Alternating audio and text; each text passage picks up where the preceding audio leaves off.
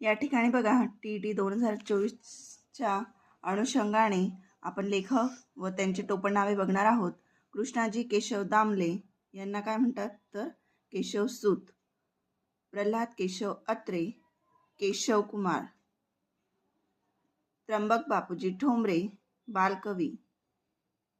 गोविंद विनायक करंदीकर विदा करंदीकर. राम गणेश गडकरी गोविंदाग्रज व बाळकराम.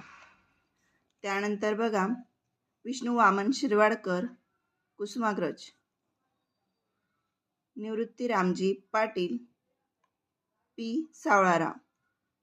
चिंतामण त्र्यंबक खानोलकर आरती प्रभू. आत्माराम रावजी देशपांडे अनिल. काशीनाथ हरी मोडक माधवानुज.